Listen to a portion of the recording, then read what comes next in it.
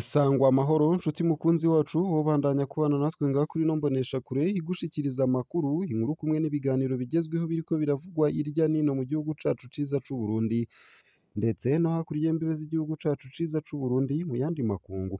Nunyemerere nkuhe kaze, ndaguhaye mwiriwe cange mwaramutse bivanye n'aho udukurikira uherereye kuri uwu munsi wa mbere w'ino ndwi, igenekerezo rya 16 Gitugutu umwaka w'ibihumbi 2023.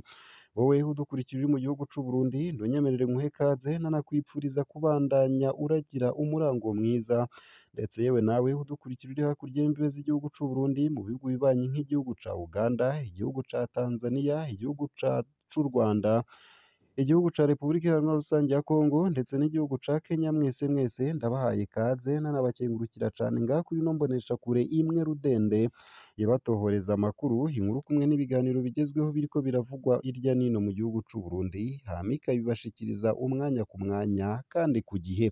Ico utegerezwa gusa ni ugufyonda sabone canke subscribe nawe utarafyondako, hama ukabandanya urashikirwa n'ano makuru umwanya ku mwanya kandi ku gihe.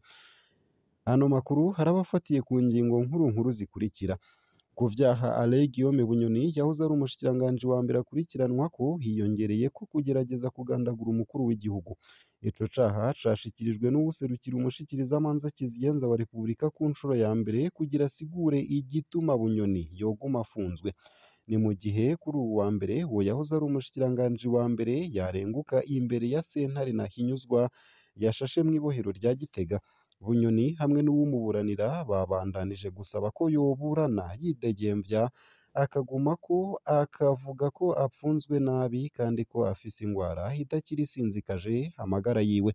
Iyo nkuru ku buryo burambuye ni mu kanya mu buryo bw'idonido, ntuje kure. Nayo umugambwe seneri usaba kurekurirwa gukora ibikorwa vyawo vyahagaritswe n'ubushikiranganji bw'intwaro yo hagati mu gihugu ku wa 2 Ruheshi 2023. Bwasiguye ko bubihagaritse mu ntumbero yo gukinga ko imishamirano yohava yaduka hagati y'abanywanyi. Mu kiganiro n'abamenyesha amakuru kuri uwa mbere, Agathon Rwasa awurongoye we ashimangira ko iyo ngingo yahonyanze amategeko. Ino nkuru nayo nyene ku buryo buramvuye ni mu kanya, ntuje kure. Nayo kandi hari umuryango wo ku mutumba Sakinyonga muri komine Matana usaba ubutungane gukora neza amatohoza kugira bishe uwabo bamenyekane bahanwe.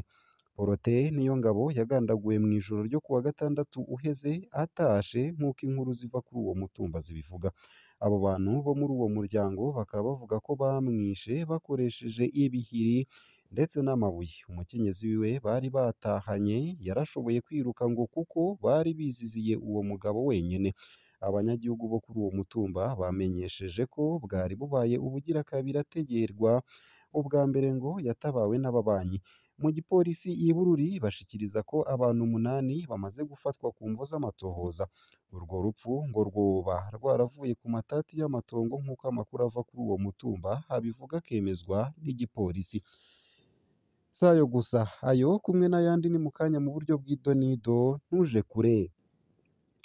Bandanije ano makuru ku buryo buramvuye, nunyemerere ntangurire kuri ino nkuru ivuga ko Alain Guillaume Bunyoni yahoze ari umushikiranganji wa mbere wa leta y'u Burundi yatanze imvo zitatu zituma asaba kuburana yidegemvya. Yavuze ko sentare itahaye agaciro gakwiye urupapuro yandikiwe n'umuganga wa leta rwerekana ko indwara yiwe ya diabete ubwoko bwa kabiri igeze kure kandi imiti ariko ataco ishobora kumumarira, kandi ko hatumva igituma apfunzwe mu buryo bukaze cane kurusha abandi, aho yemeza ko icumba arimwo imiryango yaco iriko amagufuri atatu kandi kure y'abandi. Yemeye gutanga ingwate y'amafaranga miliyoni 300, hiyongera ko ayandi matungo yiwe yafatiriwe, kandi ko kubona umushikirizamanza ataco yabivuze ko hari akaryo kuko yorekurwa. Ingingo ngenderwako yo gufatwa nk'umwere igihe ataca hakira kwagira yubahirizwa.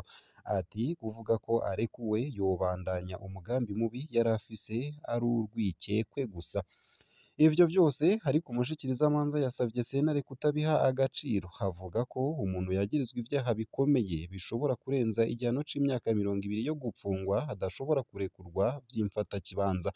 indwara yiwe nayo ngo ntizokizwa nuko arekuwe, izokizwa nuko ahinduriwe umuti n'umuganga, ivyo navyo ngo arabifitiye uburenganzira ari mw'ibohero. Amafaranga Bunyoni yemera kugwatiriza, umushikirizamanza yavuze ko sentare itoyemera kuko ngo ni amafaranga yaronse mu buryo buciye kubiri n'amategeko. Ese ku bwanyu mubivuze ko iki? Mutwandikire munyuriye munsi y'ino video muri komantere. Nayo mbandanije ano makuru ku buryo buramvuye, nunyemerera nakugeze ko iyi nkuru nari nakugejeje ko mu mpfunyapfunyo ivuga ko umugambwe SNL uriko usaba kurekurirwa gukora ibikorwa vyabo vyahagaritswe n'ubushikiranganji bw'intwaro yo hagati mu gihugu ku wa 2 Ruheshi 2023, bwasiguye ko bubihagaritse mu ntumbero yo gukinga ko imishamirano yohava yaduka hagati y'abanywanyi. Mu kiganiro n'abamenyeshamakuru kuri uyu wa mbere, Agathon Rwasawurongoye we yashimangiye ko iyo ngingo yahonyanze amategeko. Yagize ati kugira ingingo nk'iyo ifatwe nuko haba habaye guhungabanya umutekano w'igihugu canke ivy'uwo mugambwe uriko urakora biza mu ntumbero yo guhungabanya igihugu canke bikaba binyuranye n'amategeko. Umushingamateka Rwasa akaba asigura ko ukutumvikana kuri mu bagize SNL kudashobora gutorerwa umuti inzego zibugize zitari ku kivi. Akaba asaba kandi umushikiranganji kutagira aho ahengamiye ku bijanye n'amatati arangwa mu banywanyi bawo. Mu kiganiro abashikiranganji baremesheje ku wa gatandatu Gitugutu, umushikiranganji ajejwe intwaro yo hagati mu gihugu yavuze ko ikibazo co kutumvikana kiri muri uwo mugambwe kiri mu minwe ya Agathon Rwasawurongoye. Uwo ngo niwe afise ububasha bwo gukoranya abo batavuga rumwe kugira bagitorere umuti. Yongeye ko hataworeka umugambwe SNL ngo uje mu banyagihugu bikimeze uko bimeze ubu kuko vyoteza umutekano muke. Nayo mu bindi kandi mu ntara ya Rutana mwene iduka yagiye kugurura ngo yinjire asangayo umugabo atazi yiyicariyeyo ariko yisomera utuyoga ataco yinona.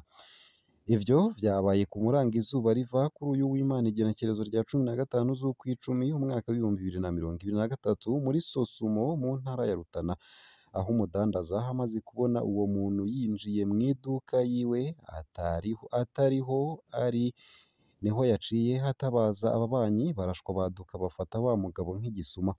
Basanze yitekaniye ariko arihereza n'akanyobwa gakaze hafise n'amafaranga 2,000 mu mufuko yemeza yuko hari ayo yaje afise. Bamubajije ico yaje gukora yavuze ko yabonye nyene iduka atawuhari aca arinjira ngo abe aramudandariza kuko ngo yamenyereye gufasha mu gihe asanze umudandaza afatiriwe. Bamwe bati haragwaye mu mutwe, abandi bati sivyo ni igisuma. Ngo ashobora kuba yaraciye mu idirisha kuko umuryango wo basanze wari wugaye neza n'ingufuri. Nta n'akarabagu kaho ryoba ryahondaguwe. Ata n'akarabagu kaho ryoba ryahondaguwe. Bamushikanye mu gipolisi basanze uwo mugabo ava i Bukirasazi mu ntara ya Gitega. Abajejwe intwaro bakaba baraciye bamurungika iyo yaje ava.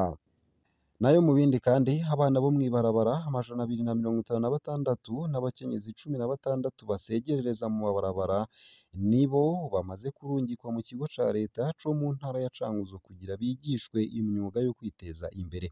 Nayo abagera ku 130 biteguriye kurungikwa. Ivyo biruko inyuma yaho umushikiranganji w'intwaro yo hagati mu gihugu Martin Niteretse amenyeshereje ko bagiye gukorana n'ubushikiranganji bwo gushigikirana mu kwegeranya abana bo mw'ibarabara kuva ku wa 9 Gitugutu 2023 kugira ngo bigishwe imyuga itandukanye yo kwiteza imbere. Gushika uno munsi igenekerezo rya 16 Gitugutu 2023, umuvugizi w'ubushikiranganji bwo gushigikirana amajambere Ildefonsi akaba amenyesha ko abana bagera ku 256 n'abakenyezi 16 aribo bamaze kwegeranirizwa muri ico kigo cabateguriwe mu ntara ya Cankuzo. Ildefonsi Majambere akaba amenyesha kandi ko igikorwa co kwegeranya abo bana cabandanije, aho mw'ijoro ryo kuwa 14 rishira uwa 15 Gitugutu 2023 abajejwe umutekano bo muri komine ya Nahangwa muri meri ya Bujumbura bafashe abagera kuri 35 abakuze abana 31 badafise aho baba, nayo muri Mukaza abantu 75 badafise aho baba nibo batwawe muri komisariya y'intango. Amenyesha ko abo bana 55 bo mw'ibarabara baciye barungikwa mu kigo co mw'Ijabe kugira baze barungikwe mu Cankuzo. Ico gikorwa ngo kizobandanya gushika bashitse kw'ihangiro ry'uko abana bose bavanwa mw'ibarabara kandi ko ata mwana n'umwe yoguma mw'ibarabara, abatagira aho baba n'abasegerereza mu gisagara ca Bujumbura.